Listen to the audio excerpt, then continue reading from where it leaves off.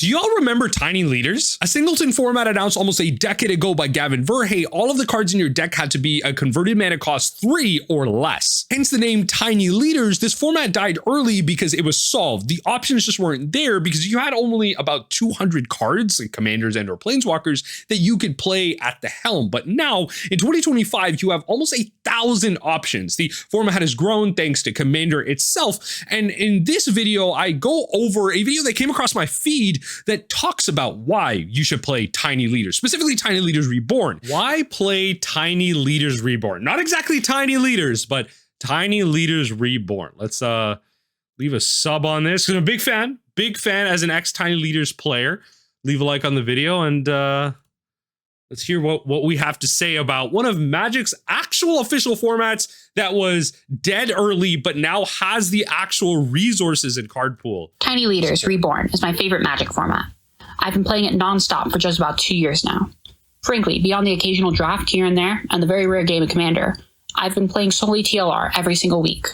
It's a format that I love to bits, and hopefully I can convince you to love it too. Okay. Hi, I'm the Cosmerian, and I'm here to convince you to play TLR. Hello. This is a sequel to a video Fish MTG made just about 4 years ago. If you haven't watched it, I highly recommend you watch it before this video. It goes over the basics and gives you a breakdown of the format from a much more experienced YouTuber. However, it was made 4 years ago, so it's kind of out of date on some things. But it's a start. To those of you who are foolish enough. So my understanding of Tiny Leaders, 1v1, right? Converted mana cost 3 or less, your whole deck and your commander. It's interesting how they're going to do certain rules. Like you have split cards, more recently rooms. I believe you could use planeswalkers at the time, right? Yeah. Like, I mean, my play group did, so I believe you could. Like it didn't have to be like planeswalkers as commanders and everything. And it takes out a lot of like the junk garbage that exists in so much of Magic. Like for example, the vast majority of initiative creatures are actually for converted mana cost. I know that because of how I've kind of mana curved my my Obeka extra initiatives, extra upkeep initiatives deck.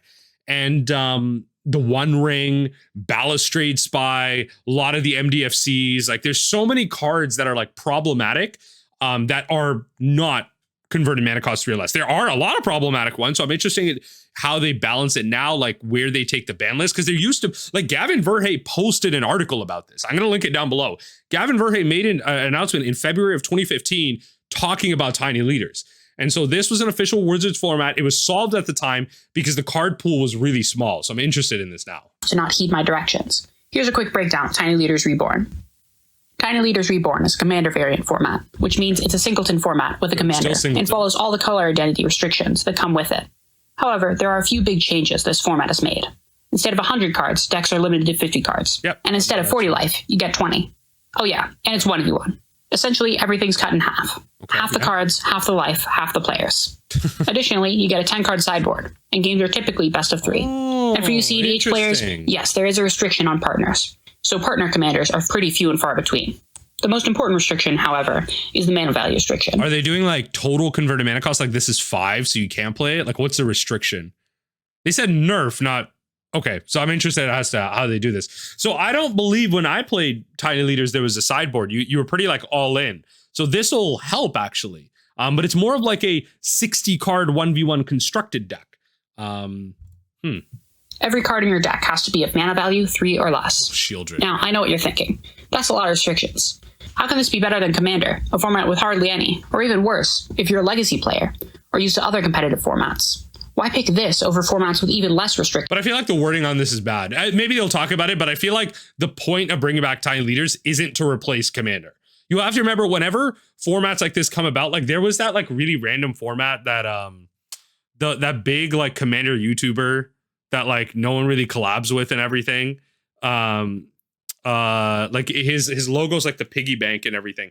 He had that big controversy where he made that like other Commander variant format because he was mad at what was going on with Commander and everything, and everyone kind of hated on him for it. Like that was like, okay, let's move away from Commander. But I don't think Tiny Leaders is that. It's just going to be a separate format. It's got its own identity. We're bringing comparisons, but that's to kind of bring a sense of similarity to what you're already trying. Than even Commander. And to that I tell you, that's why I'm here. Given I'm trying to convince 2 different player bases, let's tackle them one at a time. As a Commander player, I'll start with what I know. Okay. Commander is a lovely format, and it's the most popular format for a reason. Right. But it has its downsides. Long games, painfully large decks, inconsistency from said gigantic decks, and never having a happy pod, just to name a few. While TLR doesn't solve some of those are more like extreme examples, like a never happy pod and long games is a thing. Like that's why you kind of move away from like bracket 3 play and stuff like that. Like that's why I haven't played a game of bracket 1 or bracket 2, but it kind of just okay. I'm lying. I have played bracket 2. I've played pre-con games, but those are really long. It's like the minute someone gets ahead, they stay ahead unless someone gets lucky and finds a board wipe. Bracket 1 sounds miserable. I'm not gonna lie. all the problems with EDH. It sure does solve a lot of them. Okay. First, and possibly most important, is that deck building restrictions breed creativity. When you're building a commander deck and you have to sort through 30,000 cards to make a deck, filtering that might be nice. With a restriction of only cards of mana value 3 or less, your options already drop to half that much, and that's not even factoring in color identity. To me, that change was really refreshing. And I think this is important because we have so many commander creators out there, the 3/3 Elk, the Trinket Mages, the Salubrious Snails of the world. You know, they have a lot of great conceptual videos on Commander, and they talk about how, you know, certain cards are certain ways. You know, a recent thumbnail, I believe it was it the Trinket Mage or was it Salubrious Snail, where they showed something like Ghostly Prison and how like, oh, this is a removal spell. And in some ways, like I can conceptually understand that. Like it makes it so certain cards just like can't attack at all, and how tutors aren't boring, your choices are boring, but like that's a self-restriction that you have to place on yourself. That's asking players to self-correct. And in a lot of ways, just like the bracket system, you have to provide guidelines to people because people, in many ways, people do want to be led in certain ways. They do want rules. They do want a unifying sense. They want someone to point to and be like, see, mom said we have to do it this way. We can't do it that way. You have to share and you have to play with me. You know, they want a body to tell them what's going on. And so that restriction off the bat is important to breed creativity, to tell people, okay, I have a tiny leader that is my commander and I've done things with, but now how do I get about that same sense? You know, this is my favorite go wide token commander and is actually a tiny leader as well. How do I go about winning with this commander in a environment where, yeah, it's still singleton, but everything's more efficient. People are playing lower curves and, you know, forcibly so, and are playing the most efficient cards out there. How do we go about winning with some of that?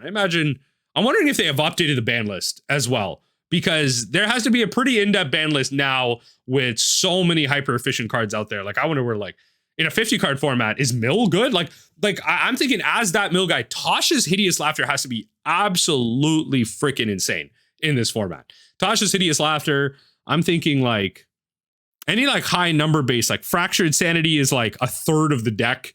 At that point, you draw 7 cards, you're left at like 42. Like Fractured Sanity is almost half, if not a third of a deck. Like Mill's got to be like insane if you can make stuff uncounterable. You know, the Spell Piercers of the world are going to be good cards here. So I'm curious. Cards like, I wonder if cards like the packs, like Pact of Negation, you know, Pact of Negation 0, but like the pay for it is 5. So you got to like consign your own pack to even live. Plus, half the deck size is huge. That means less shuffling, less time spent deck building, and way higher consistency. I don't know about less shuffling. Odd strategies are way easier to make. I would argue there's more shuffling, because if you're adding fetches and everything, I would argue there's more shuffling because you will find those shuffle cards more often. As you only need around 4 cards to make a solid synergy, instead of the 6 to 10 you need in Commander. Right. And because of the 1v1 20 life games play way faster, and the best of 3 provides less opportunity for variance. Okay. And you know aggro, that thing that really doesn't exist in Commander? It's really good in TLR. Boros. Hey, whoa. Ragavan? One of my favorite commanders. I got him built behind me. I would love to build Ragavan. It's probably not even that great, because the rest of the format is super fast anyway. Ragavan as a tiny leader is probably not even like super crazy broken, but it's great as a commander because it comes down on 1. You know, you got a hand with like in Ragavan Commander, like 2 mountains and a Ragavan, you're off to the races. Which is frankly a laughingstock in EDH, is possibly the best color combination in Tiny. Hey, yo, the Titan. One of the most interesting points to me is that the gameplay is just nice and snappy. No dead early turns. With a simple curve, you're pretty much always going to have something to do, which feels really nice. Right. Now, TLR isn't without its flaws. 1v1 doesn't replace a 4-player format, and we sure as hell aren't trying to. Hey, yo. Now, if you really want that, there's nothing stopping you from playing it with more than 2 people. The ban list was made for 1v1 gameplay, but that just means you have less cards to worry about on the ban list. Okay. TLR isn't a replacement for EDH, but wow, does it help with some of the more annoying parts of EDH for me. Now, for you legacy players, or frankly anyone used to higher powered competitive formats, let's address you guys. TLR has been my first competitive experience, so I'm not the best person to talk about this, but that's what friends are for. Okay. Now, what's in it for competitive folks? One of the biggest draws to legacy or modern players is that TLR is still high powered, but without all those absurdly powerful cards. Right. Hard mana value cap at 3 is so nice because that means there's no One Ring, Shieldred, or Garnish Delve cards to worry about. Right. All those absurd reanimate targets like Atrax and Archons, not a problem. You still have Psychic Frog though.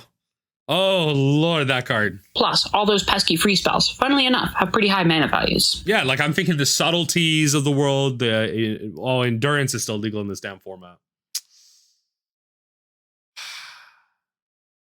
Every day, mill players gotta take an L. Every day. I still got Tasha's Hideous Laughter though. Force of Wills and Evoke Elementals are nothing to worry about. And even Dread Return is just a non-issue. Nice. Sure, you still have some. Oh, I can't even do like. I'm really thinking about it. Yeah, I wanted to do something stupid. Like, how do I do one land spy in here? Lotus Petals in there. Simian Spirit Guide, Elvish Spirit Guide. Okay, wait. Those are converted mana cost 3 or less. You got Lotus Petals. The rituals? Wait, hold on. Dark Ritual. Okay, Land Grant. Hold on now. Literally all of Oopsal's spells is just like, hold on. Wait, is this my Oopsal spells deck? Wait. Oh, you can't even play Cycle Storm. You can't. Reaping the Grave's in there, but you don't have Teachings and a lot of the Cycle cards. Actually, wait. Hold on. Pauper Cycle Storm, though. No, you don't have enough Cyclers. Horror of the Broken Lands. Yeah, a lot of it's too high converted mana cost. Like, Draenei Stinger's fine, but you can't play Street Wraith. Interesting. There's so many ways you have to adapt. Problem cards. They get majorly nerfed by the mana value and singleton restriction. And looking at our ban list, a lot of the remaining problem cards are either non-issue. Oh, wait. This is actually a really interesting ban list. It's like pretty in-depth. Yeah, okay. So I see like immediately the Mox aren't here. Mystical Tutor, Ancestral Black Lotus. Okay, so it's got some of the basics. I won't go through all of this. I won't go through, cards like Conspiracy. Okay, I won't go through all of this, but yeah, feel free to pause it here. That's okay. I like it. Issues are already dealt with. Busted Monarch card, gone. The Initiative, no need to worry about it. However, cards like Deathrite, Misstep, and Gataxian Probe, actually quite alright. Turns out a singleton restriction makes them a lot worse. Right, okay. Same deal with U-Breach and Ren and 6. But those are still absolute houses in the format. Well. All this is to say the format feels like old Legacy. Interactive gameplay with plenty of back and forths, but without your opponent winning turn 1 or 2. Right. There are threats, but none of them are insurmountable. And plus, the Dasher... Whoever's editing this video, just know that you can download PNGs on Scryfall and not have the white bordered corners on them. Commander really helps games feel really different, but also nicely synergistic. Having a commander available at all times helps hold a deck together, and the singleton deck building restrictions helps each game feel different than the last. While it's not a replacement for more standard competitive formats, it certainly is a breath of fresh air if you're sick of all the unfair, fast-paced non-games of more established formats. Okay. But there's still a lot of powerful and now cards the million here. dollar question. Now the million dollar. And now the $1 million. Like, look, you still Inquisition of Kozilek, Endurance Grist. Oh God, yeah, Lotus Petal, the fetches. Yeah, Abrupt Decay, Ragavan, as we saw, Chthonian Nightmare. That's a cool one to be brought up here. There's still a lot of like really powerful cards that exist, and I think that's the thing. Like, there's a lot of like, this is kind of just the hyper efficiency of many of the rest of the format. I'm thinking like, yo, you can play. Oh, but what's that dwarf commander? That's a great CDH deck. You can't play Clock of Omens. Clock of Omens is 4 converted mana cost. Oh, you can't play Clock of Omens. Otherwise, that would just be like a tier 1 deck here.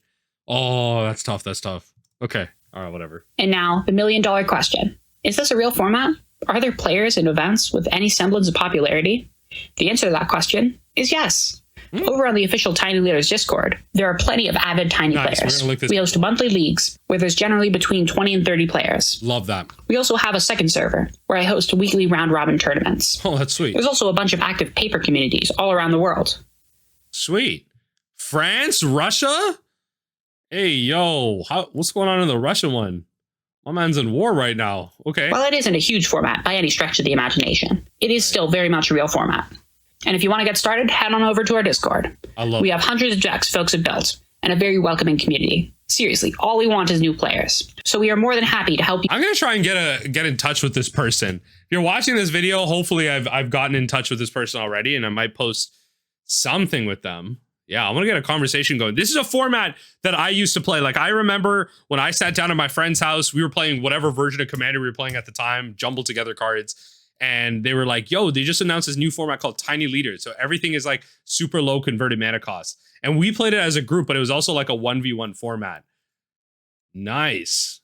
Okay. Yeah. So I'm interested to see where the differences are. Immediately, I'm already seeing, like, you know, obviously the in-depth ban list, but there's sideboarding and everything. So I'm curious how they also handle some of the more like weird converted mana cost rules.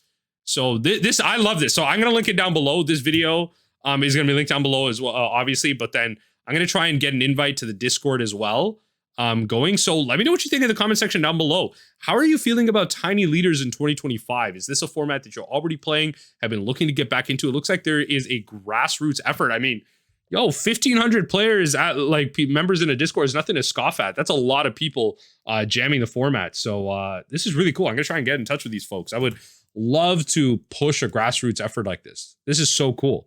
All right, let me know what you think in the comment section down below. A little bit of a different video today in terms of, you know, obviously we're still reacting to something, but in terms of the format itself, not complaining about standard, modern, EDH, whatever. This is pretty sweet when it comes to Tiny Leaders Reborn.